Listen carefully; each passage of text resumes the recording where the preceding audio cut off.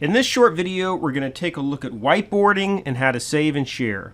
First, I will create some content. I will also enable a feature called Shapes that can recognize basic shapes like squares, circles, triangles, and it will straighten the edges and close small gaps in the outline for you. I'll also add a sticky note, and then finally I will save this. Now there are three options: save to a new space, save to an existing space, or save to OneDrive. I'm going to choose save into an existing space.